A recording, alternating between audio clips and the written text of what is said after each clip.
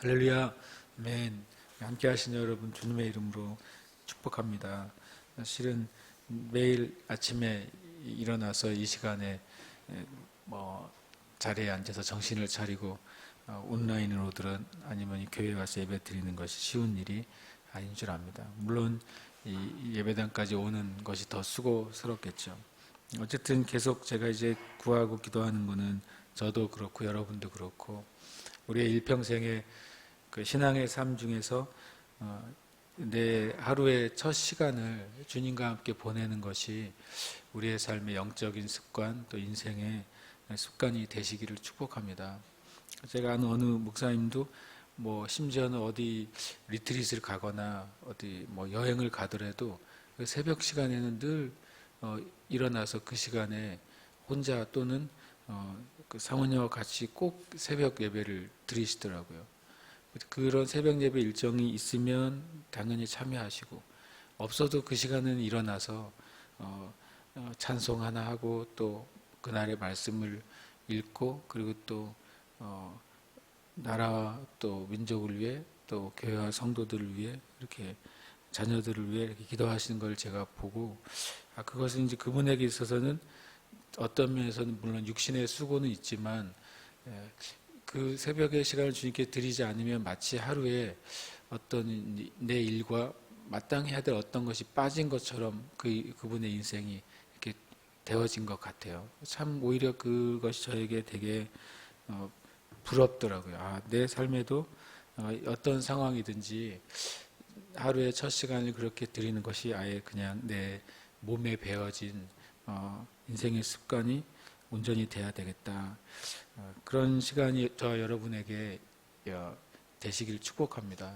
그래서 그것이 우리 부모 세대가 내 삶의 첫 시간을 주님과 동행하고 또 주님께 나아가는 것이 일평생 그것이 지속이 된다면 실은 우리의 자녀 세대는 물론 부모 세대가 새벽에 일어나서 기도하고 말씀 볼 때 깨어있지 않을 수도 있지만 그러나 저는 영적인 그런 놀라운 기름 부음이 또 다음 자녀 세대에게도 흘러가고 그것이 또 은혜와 함께 흘러가게 될 줄 믿습니다. 오늘 하나님 말씀은 누가복음 14장 16절에서 24절 말씀입니다. 누가복음 14장 16절에서 24절 말씀 우리 함께 말씀 봉독하겠습니다. 이르시되 어떤 사람이 큰 잔치를 베풀고 많은 사람을 청하였더니 잔치할 시각에 그 청하였던 자들에게 종을 보내어 이르되 오소서 모든 것이 준비되었나이다 하매 다 일치하게 사양하여 한 사람은 이르되 나는 밭을 샀음에 아무래도 나가 보아야 하겠으니 청컨대 나를 양해하도록 하라 하고 또 한 사람은 이르되 나는 소 5겨리를 샀음에 시험하러 가니 청컨대 나를 양해하도록 하라 하고 또 한 사람은 이르되 나는 장가 들었으니 그러므로 가지 못하겠노라 하는지라. 종이 돌아와 주인에게 그대로 고하니 이에 집주인이 노하여 그 종에게 이르되 빨리 시내 거리와 골목으로 나가서 가난한 자들과 몸 불편한 자들과 맹인들과 저는 자들을 데려오라 하니라. 종이 이르되 주인이여 명하신 대로 하였으되 아직도 자리가 있나이다. 주인이 종에게 이르되 길과 산 울타리 가로 나가서 사람을 강권하여 데려다가 내 집을 채우라. 내가 너희에게 말하노니 전에 청하였던 그 사람들은 하나도 내 잔치를 맛보지 못하리라 하였다 하시니라. 아멘. 이 비유는 15절에 어떤 한 사람의 질문에 대해서 주님이 답하신 비유가 되죠. 15절에 보면 함께 먹는 사람 중에 하나가 이 말을 듣고 이르되 무릇 하나님의 나라에서 떡을 먹는 자는 복되도다. 그러니까 실은 주님이 어떤 초대받은 그 식사의 자리에서 그 1절에서 7절에서 14절이죠. 구체적으로는 7절에서 14절에 그 말씀을 하세요. 그러니까 그것을 듣고 나서 한 사람이 15절에 무릇 하나님의 나라에서 떡을 먹는 자가 복되도다라고 말합니다. 일종의 이제 주님 앞에서 자기의 생각을 밝힌 것이기도 하고 또 일종의 그것도 질문의 형태가 되어버린 것이죠. 그 자신이 말한 고백이나 또 질문이 또 주님께 또 새로운 진리를 가르쳐 주시는 또 하나의 이제 연결고리가 됐습니다. 근데 15절에서 한 사람이 주님과 함께 식탁 자리에 있던 사람의 고백 또는 질문, 무릇 하나님의 나라에서 먹는 자는 떡을 먹는 자는 복되도다. 이 말은 온전히 이렇게 바르거나 선한 고백이나 질문이 아니었어요. 왜냐하면 이 사람은 유대인으로서 자신은 분명히 선택받은 선민이니까 당연히 난 유대인이기 때문에 하나님 나라에 앉게 될 것이고 하나님 나라의 떡을 먹게 될 것이다 라는 그런 유대인들이 가지고 있는 왜곡된 선민 사상의 발로로 한 고백이 되는 것이죠. 그러면 이제 어떤 이야기 가운데서 이런 질문이나 고백이 있게 됐느냐. 7절에서 14절 보시면 주님이 어느 식사 자리에 갔는데 서로 좋은 자리를 찾으려고 눈치를 보고 있는 것을 보게 돼요. 그래서 주님이 뭐라고 말씀하시냐면 식사 자리에 초대를 받았을 때 먼저 좋은 자리, 높은 자리, 남들에게 잘 보이는 그 자리를 가서 앉지 말고 오히려 말석에 가서 앉으면 주인이 와서 왜 이렇게 말석에 가서 앉았냐고 더 남들 앞에 존귀를 받는 자리로 옮겨지게 될 것이다. 그러니까 오히려 초대를 받았을 때는 네가 겸손하게 말석에 가서 앉는 것이 오히려 존귀함을 받는 길이라고 말씀하시고, 또 반대로 이제 너희들이 누군가를 초대할 때 내가 초대해서 음식을 먹고 나중에 다시 나를 초대할 수 있는 사람, 그런 사람을 초대하지 마라. 오히려 네가 초대한 다음에 그들이 너를 초대할 수 없는 가난한 자들, 연약한 자들을 초대하는 것이 그 자비를 베푸는 것이 하나님 나라의 상을 받는 길이라고 말씀을 하셨어요. 그랬더니 그 이야기를 듣고 있다가 한 사람이 15절에 하나님의 나라에서 떡을 먹는 자는 복됩니다 라고 말하면서 마치 자기가 이 시간 예수님과 함께 식사의 자리에 있는 것처럼 영원한 하나님 나라에도 있게 될 것을 전제로 그렇게 고백을 하죠.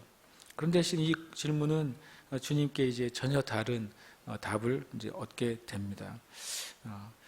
어떤 면에서는 이 사람이 온전히 주님의 말씀을 100% 이해한 것도 아니고 아직 진리 안에 있지는 않지만 이렇게 질문하기 시작할 때 주님의 말씀에 내가 할 수 있는 반응을 하기 시작할 때 또 주님은 참 은혜롭고 자비로우셔가지고 더 큰 진리를 풀어주시는 걸 우리가 보게 돼요. 예수님의 많은 비유가 어떤 상황 가운데서 누군가의 질문 또 누군가의 행동 이후에 예수님 주어진 것들이 대부분이잖아요. 그래서 한편으로는 우리가 주님의 말씀에 어떤 우리가 기도할 때 질문하고 주님의 뜻을 구하는 게 내가 온전하지 못하더라도 주님 앞에 그런 태도를 가지면 주님은 계속 우리에게 더 깊고 높은 차원의 진리들을 우리에게 베풀어 주신다는 것을 다시 한번 깨닫습니다. 그래서 저와 여러분이 오히려 문제는 주님의 말씀을 우리가 가까이 하지 않는 것, 그리고 또 오히려 문제는 주님께 내가 깨닫지 못하면서도 깨달은 척 질문하지 않는 것이죠. 우리가 언제든지 하나님의 말씀 앞에 정말 진지하게 나아가면 어떤 경우에는 주님의 말씀의 내용에 처음부터 끝까지 실은 어떨 때는 읽기는 읽지만 이 의미가 무엇인지 모르고 읽을 때가 참 많습니다. 그러나 주님 앞에 정말 겸손하게 질문하기 시작하면 주님은 우리 마음 안에서 그것을 풀어주시는 것이죠. 좋은 습관이 있다면 우리가 매 순간 우리의 심령 안에서 주님께 묻는 거예요. 성령님께 묻고 주님께 묻고 주님께 구하는 것이죠. 그것이 굉장히 좋은 영적인 습관이라고 저는 생각합니다. 저와 여러분이 주님께 계속 물으시고 또 두드리고 또 찾을 때에 하나님의 은혜가 더하게 될 줄 믿습니다. 근데 이 비유를 보면 비유가 어떻게 보면은 쉬운 듯하지만 또 이 15절에 질문하는 사람은 이 비유를 들은 다음에 굉장히 기분이 나빠질 수도 있는 내용이 됐어요. 결과적으로. 첫 번째로는 어떤 사람이 큰 잔치를 베풀었다라고 16절에 말씀하고 있죠. 그리고 많은 사람을 청했다라고 말합니다. 그리고 17절에 잔치할 시각에 그 청하였던 자들의 종을 보내어서 오소서 모든 것이 준비되었나이다 라고 말합니다. 이 16절, 17절은 실은 한 번의 초청이 아니라 두 번의 초청이라는 사실을 우리가 이렇게 살펴봐야 됩니다. 그 말은 뭐냐면 첫 번째로는 앞으로 이런 잔치가 있겠다. 오시겠습니까? 라고 첫 번째 초청이 간 거예요. 그러니까 그 두 번째, 이제 준비가 다 됐으니 오십시오라고 말한다고 하는 것은 첫 번째 초청을 받은 사람들이 대답을 뭐로 했다는 소리죠? 예스라고 했다는 것이죠. 첫 번째 초청에 우리 주인께서 어느 때쯤 되면 이런 잔치를 베풀 겁니다. 그때 오시겠습니까? 라고 첫 번째 초청장을 돌린 거예요. 그러니까 그 받은 사람들이 나는 당연히 가지요 라고 대답을 했죠. 이 첫 번째 대답이 진실한 대답이었는지 아닌지가 이제 곧 밝혀지게 되는 거예요. 나는 이 비유를 가만히 읽다가 우리가 지난번에 같이 나눴던 그 형제의 두 비유를 생각하게 됩니다. 처음에 밭에 가서 포도원에 가서 일하라 했을 때 싫습니다 라고 했다가 뉘우치고 다시 일하러 간 아들이 있고, 그리고 또 처음에는 네 가지요 라고 말했다가 나중에 생각이 싹 바뀌어가지고 가지 않은 아들이 있잖아요. 그래서 주님이 결국엔 누가 아버지의 말에 순종한 자냐라고 질문하셨던 비유가 있죠. 마치 그 비유의 이제 확장판이 되는 것이죠. 첫 번째 초청에 이들이 다 예스했어요. 그러니까 이 예스한 것을 주님이 전제로 이 어떤 사람이 큰 잔치를 준비하는 것이죠. 많은 종들을 시켜서 음식을 준비하고 자리를 준비하고 많은 것을 다 준비한 거예요. 그리고 나서 17절에 그 잔치할 그 시각에 모든 것이 다 준비가 된 그 시각에 다시 종들을 보내서 바로 지금입니다 라고 이제 연락을 취한 것이죠. 그때 사람들이 18절이 굉장히 실은 16절을 기준으로 본다면 엄청 황당한 답변이 오기 시작한 것입니다. 16절에는 청했을 때 예스라고 말한 거예요. 근데 18절에는 다 일치하게 사양했다 이렇게 말하고 있어요. 이 잔치를 청한 사람의 입장에서는 너무나도 실망스러운 그런 반응인 거죠. 처음에 다 오겠다고 했던 사람들이 갑자기 놀랍게도 전부 다예요. 18절에 보면 다 일치하게 사양합니다. 동일한 것은 다 노라고 대답한 것이고 다른 것은 각자 자기 이유, 자기 핑계가 있는 거예요. 세 명의 이제 예를 들죠. 세 명의 핑계를 드는데 하나는 밭을 샀고 또 하나는 이제 소 5결이를 새로 샀고 또 한 사람은 나 이제 장가 들었다라고 말하고 있습니다. 이 세 가지 이유로 그 초대된 잔치 자리를 마다했다고 말씀해요. 그랬더니 이 주인이 다른 종들을 불러서 뭐라고 말하냐면 가난한 자들, 21절에 보면 가난한 자들, 몸 불편한 자들, 맹인들, 저는 자들을 데려오려고 합니다. 마치 예수님 이야기 그대로죠. 마치 구약의 수많은 선지자들을 통해서 주님이 끊임없이 메시아 그리스도가 올 것이라고 계속해서 선포하셨죠. 그리고 메시아가 올 때 하나님의 나라가 임하게 될 거라고 선포하셨어요. 그래서 마치 모든 유대인들은 지금도 기다리잖아요, 메시아를. 지금 자신들을 구원할 메시아를 우리에겐 메시아가 있고 메시아가 오실 거야. 그분이 오시면 모든 것을 해결하고 그분이 오시면 우리의 모든 질문에 우리의 모든 요구에 응답해 주실 거야. 마치 첫 번째 초청을 받았던 그 사람들이 예스라고 말했던 것처럼 예수님 당시에도 유대인들이 그들이 로마의 속국 아래에 있으면서도 우리 메시아를 기다리는 그런 생각으로 가득해 있는 것이죠. 그러다가 진짜 잔치가 된 거예요. 진짜 하나님의 나라를 가지고 예수 그리스도께서 이 땅에 임하신 것이죠. 진짜 잔치가 됐고 예수님은 다시 이제 복음을 전하시면서 하나님 나라로 초대하고 계세요. 그런데 놀랍게도 그렇게 메시아를 기다렸던 유대인들이 다 일치하게 사양하는 것이죠. 그들이 생각했던 잔치가 아니고 그들이 생각했던 하나님의 나라가 아니고 그들이 생각했던 종류의 메시아가 아닌 거예요. 왜냐하면 그들은 자신들의 육신의 만족, 또 자신의 보이는 세계의 만족, 그 기쁨을 취해줄 사람, 자신의 육신의 유익을 취해줄 메시아를 갈망했는데, 예수님이라고 말하는 분의 메시아는 자신들의 요구하고 다른 메시아였던 것이죠.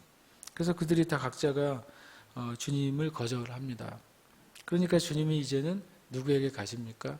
세리들에게 가시고, 창기들에게 가시고, 병든 자들에게 가시고, 귀신 들린 자들에게 가시고, 이방인들에게 가시고, 사마리아인에게 가시고, 또 그렇게 여인들에게 가시는 것이죠. 그리고 그들을 주님의 나라를 보게 하는 거예요. 수가성 사마리아 여인의 그 이야기에서는 참 놀랍게도 그 수가성은 유대인들에게 아주 배척받는 장소, 사마리아의 한 성이죠. 그들은 아예 이방인 취급을 당하는 이들이었는데, 성경에서 봤을 때 한 집단이 가장 먼저 예수님을 믿고 구원받은 집단이 바로 사마리아의 수가성이었어요.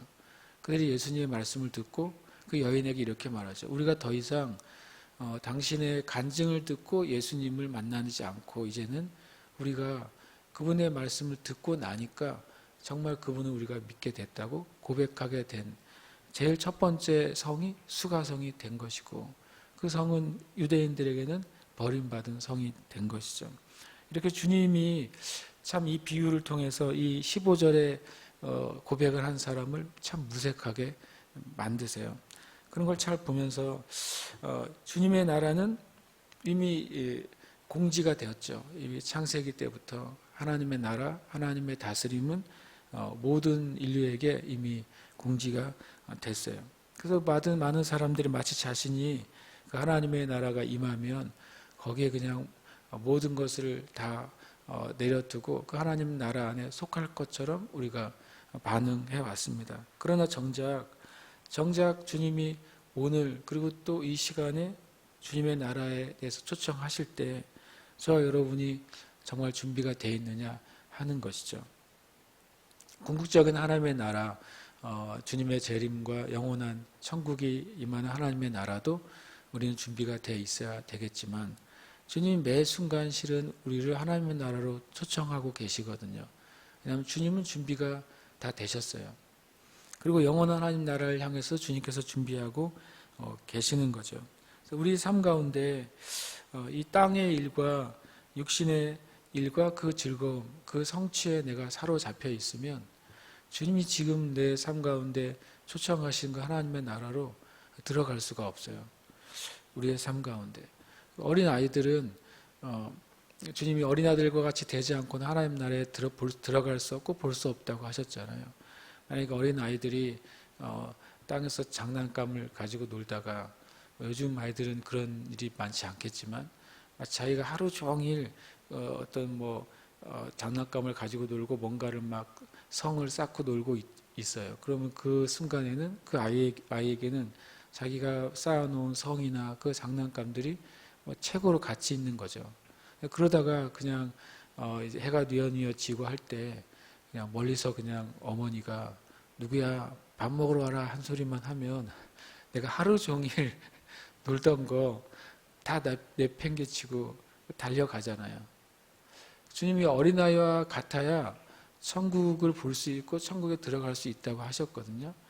제가 이 비유를 가만히 읽다가 이들의 마음이 어린아이가 아니구나.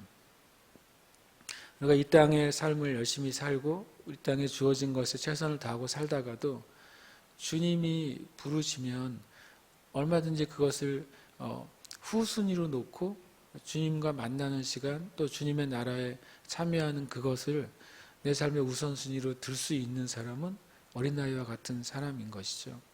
그러나 주님이 이 모든 것, 이 사람들이 구하고 있는 것들, 밭이나 또 소 5결이나 또 결혼이나 이런 것도 다 하나님으로부터 온 은혜잖아요.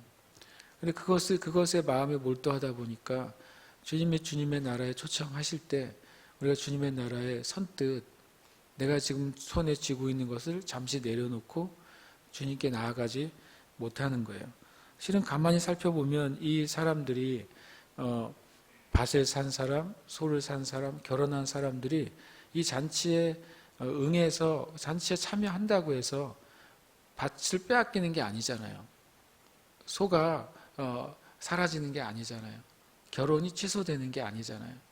그런데 그들이 이 자기가 눈에 보이는 것, 가지고 있는 것, 그것에 완전히 몰입한 나머지 정말 주인이 준비한 최고의 기쁨과 최고의 그 잔치를 실은 오히려 그 기회를 잃어버리는 거나 마찬가지인 거예요.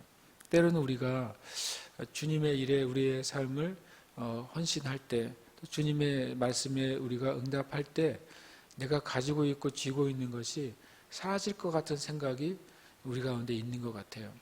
우리 예수 믿는 많은 사람들 동일하게 주님의 때, 주님이 우리를 그 은혜의 자리로 초청하실 때에도 마치 내가 있는 것을 거기에 가면 잃어버리고 포기해야 될 것 같은 마음이 우리 안에 있는 것 같아요. 그러나 그렇지 않죠.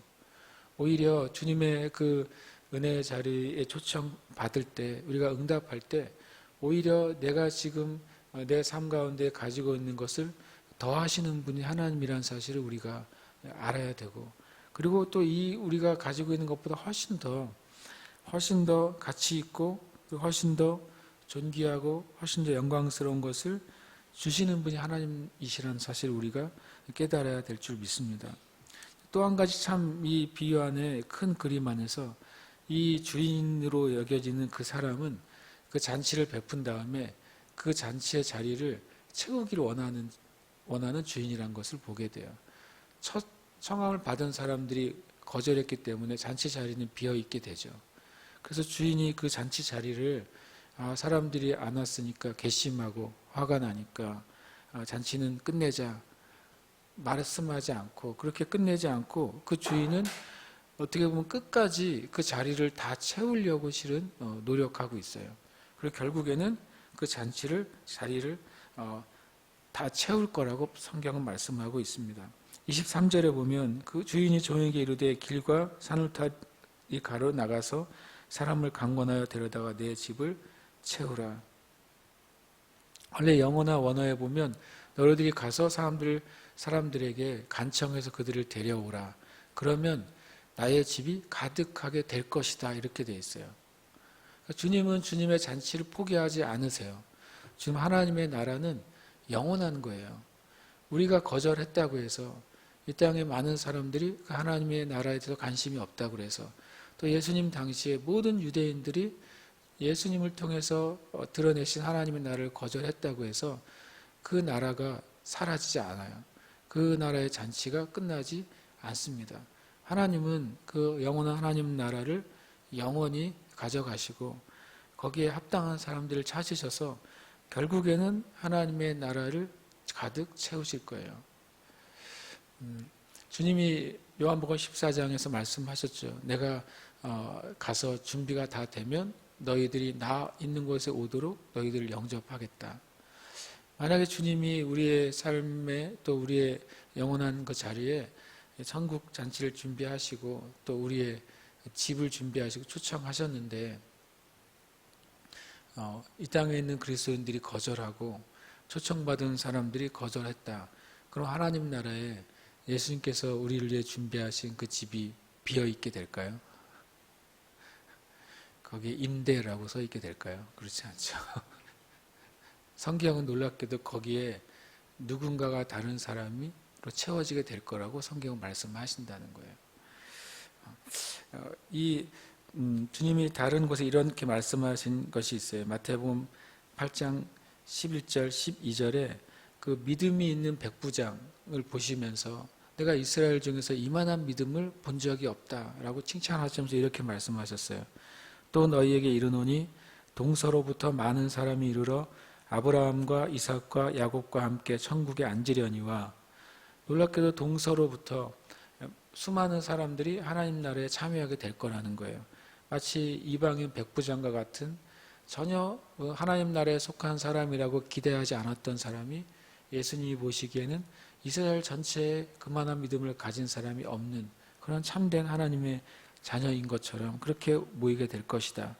그런데 마태복음 8장 12절에 그 나라의 본 자손들은 바깥 어두운 데 쫓겨나 거기서 울며 이를 갈게 되리라 라고 주님이 말씀하셨어요. 근데 이 일은 참 안타깝게도 성경 가운데 이미 한번 일어났던 일이에요. 첫 번 초대받던 사람들이 그 초대를 거절해서 그것을 잃어버렸던 적이 이스라엘 역사 가운데 있었습니다. 바로 출애굽한 이스라엘 백성들이죠. 노예였던 그들을 주님께서 해방시키시고 또 출애굽하게 하시고 또 홍해를 건너서 구원하셨어요. 근데 그 중에 가나안의 그 자리에 들어간 사람은 여호수아와 갈렙, 그리고 그들이 거절하고 하나님을 대적했던 그들의 자녀들만 들어간 게 된 거예요. 그 비유에서도 그 역사에서도 보면 처음 그 하나님의 가나안에 초청받았던 첫 세대가 다 들어가지 못하게 된 것이죠. 그러나 놀랍게도 가나안엔 출애굽한 수만큼이 들어가게 돼요. 수가 줄어들지 않고 하나님의 천국 잔치가 비워지지 않는 거예요. 그럼 우리가 참 이 역사 가운데 또 우리가 살아가는 이 현실 가운데 하나님은 계속해서 하나님 나라의 잔치를 베푸시고 우리를 초대하고 계시고 또 어쩌면 저와 여러분을 다른 사람을 초대하도록 또 주님의 종으로서 부르고 계신 것이죠. 그럼 우리가 주님 앞에 응답하는 삶을 살기를 축복합니다. 오늘도 주님은 우리의 삶 가운데 하나님이 허락하시는 그 하나님의 나라의 은혜를 준비하셨다고 성경은 말씀하세요. 그럼 오늘 우리가 주님께 응답할 때 우리는 또 주님의 그 나라 안에서 살아가게 될 것입니다. 매일매일 우리가 주님의 그 나라를 경험하며 살 것이고 그리고 또 그 하루하루의 주님의 초청에 응답할 때 또 영원한 하나님 나라에 우리가 함께하게 될 줄 믿습니다. 함께 이 시간 기도하기를 원합니다. 주님의 나라에 우리가 초대에 응해야 되겠어요. 어쩌면 우리가 사순절 40일 또 주님이 우리에게 허락하시는 또 주님의 나라의 하나의 또 초청일 수 있다고 저는 믿습니다. 그뿐만 아니라 우리가 매일매일이 주님의 초청 안에 있어요. 그래서 우리가 기도할 때 주님 제가 하나님 나라의 초청에 항상 응답하는 자가 되게 해주십시오. 주님이 너희가 내 안에 거하고 내 말이 너희 안에 거하면 실은 그것은 예수님 안에서 하나님의 그 나라가 우리 안에 거하는 것이죠. 예수님 안에서 하나님의 임재와 권능과 사랑과 축복이 우리 가운데 임하는 거예요. 저 여러분이 그렇게 응답하는 삶을 살도록 어미와 아비의 세대인 저 여러분이 그렇게 살고 우리의 자녀의 세대인 청년들과 청소년들과 자녀들이 그렇게 날마다 하나님의 나라에 응답하는 삶을 사는 세대, 그러한 교회, 그러한 이 제주 땅이 되게 하여 주시옵소서. 이 시간 기도하십시다.